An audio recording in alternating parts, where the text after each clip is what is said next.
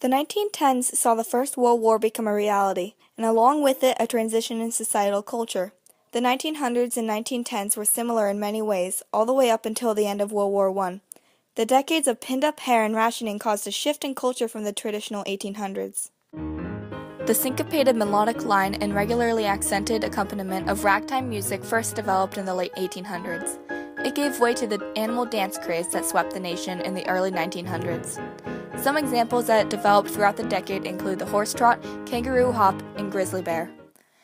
Most specifically, the foxtrot, a transformation of the one-step, was originally regarded as outrageous, but then became regarded as a conservative, basic 20th century dance step. The tango also arrived in America during these years. Developed from African roots, this Argentinian and Spanish style featured macho men, traditionally called gauchos, and sensuous female partners. It became trendy in 1912 during the tango tease, and solidified with Rudolph Valentino's The Four Horsemen of the Apocalypse. The 1920s held the same dance styles as the 1910s, but also added in two new styles of its own. The 1920s was a decade of great prosperity and revolution. After the First World War came to a close, the Jazz Age and consumerism exploded, and with it came about a new generational outlook. The people of the generation became major city dwellers, creating a society surrounded by radio, talking movies, dance, and nonconformity. Two major styles of dance erupted from this changed country, including the Black Bottom and the Charleston. The Black Bottom originated from New Orleans as a Negro dance that was performed in the Harlem nightclubs. The Charleston, probably the most famous dance of this decade, traces back to West Africa with slapping hands and knees and wild foot movement. The style of dance was traditionally linked to the Revolutionary woman portrayal as a flapper. With their short hair and dresses, these women no longer were the Republican mothers that had been portrayed throughout the other decades. The 1930s displayed new dancing styles as the Great Depression hit the thriving country. A trend throughout the Depression were dance marathons. People danced for months on end as a response to the financial chaos spreading throughout the country. Two major dance moves that appeared during the 30s were the Big Apple and the Jitterbug. The Big Apple originated in a small black community where it then spread to the white culture. It is a group dance which incorporates swing and square dance moves where people form a circle and follow the color. This allowed people to relieve stress and feel stronger in numbers. Another dance was the Jitterbug, which first evolved from the Lindbergh hop. This dance required great amounts of energy and physical strength to keep up with the upbeat music. The 1930s was a shift to the rising popularity of the swing dances that would stay popular throughout the 1940s to 60s. The early 1940s were dominated by a wartime culture that did not lend itself to many developments for dance. However, when World War II ended, the joyous celebration of winning the war caused the start of the swing era. The return of soldiers back home allowed the start of more group and partner dances. The swing dance was a combination of two popular dances, the Jitterbug and the Lindy Hop. Big bands furthered the spread of swing throughout the youth culture. Country and jazz music were also used in different styles of swing dance. Many jazz dance styles were influenced by the cakewalk and the Charleston. In the 1950s, the decade after the fall of fascist Germany and the end of World War II, America experienced the typical wartime boom in economics, leading to a surge in consumerism and leisure time. The era was prosperous, and the money people had saved during the war went into circulation as people bought advertised electronics such as microwaves and televisions. The new possibility for mass entertainment eventually led to stars such as Ella Fitzgerald, Louis Armstrong, and eventually Elvis Presley. The decade was also full of suspicion and doubt, portrayed through McCarthyism, due to the surge in communist fear from the pressure that the USSR was placing on the United States, and thus conformity was the norm in order to not be convicted as a suspicious-looking citizen.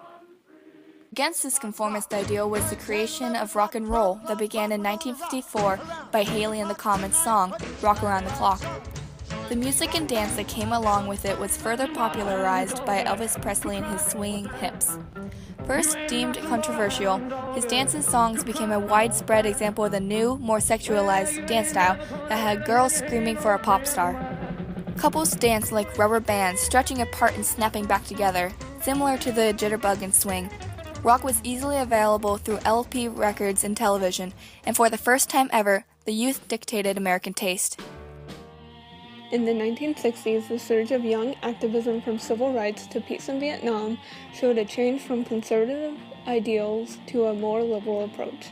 The baby boom children were now teenagers and had been raised in a happy post-war era, unlike the older generation that had suffered through the Great Depression and World War II. With more riots and social activism, this led to teenagers seeking comfort in dancing. The early 1960s continued the swing era, starting off with a twist, most famously done by Chubby Checker. The dance incorporated a new style of music called rock and roll, which was hated by many parents. More dance moves like the Madison and the mashed potato also appeared as different types of swing dancing. The continuation of dance shows on the TV helped the spread of different types of dances. The British invasion, which took place in the middle of the 1960s, dominated youth culture and helped spread the growth of the counterculture. In America, mostly the Flower Power movement. The most important band to influence American rock and roll culture was the Beatles. The band contributed to the rise and power of rock. The 1970s was the continuation of young activism and the start of political and economic strife in the U.S. The war in Vietnam raged on, and more people fought for the end of the war. A conservative leader, Richard Nixon, came into office with a strong victory.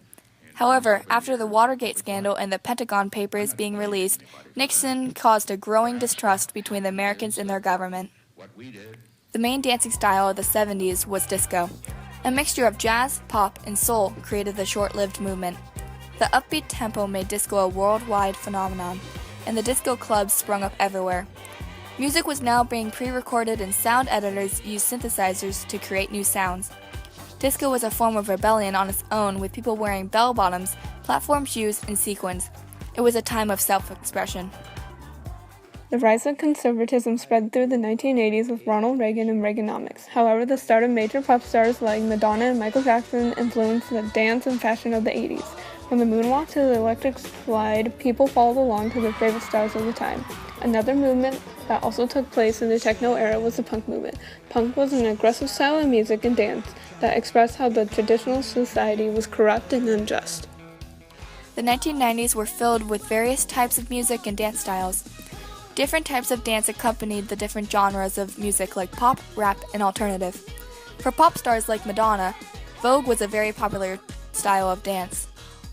With rigid moves and fashion model poses, Vogue began as a solo competition dance, but then was made popular by Madonna. Rap also became popular in the 1990s, but with breakdancing and MC Hammer's The Hammer Dance. The 90s were the end of the 20th century, making it all the way from ragtime piano to Madonna's Vogue. The 2000s to the 2010s were more of the 1990s style dance, moving into a more technological age where these movements spread all over the world. The significance of dance throughout the 1900s is that it shows how cultures changed throughout the years, people's reactions to hard times in America, and how the young revolted from their traditional parents. Dance is a way to show frustrations and concerns of a generation. It also shows what social norms were and how dance pushed the boundaries.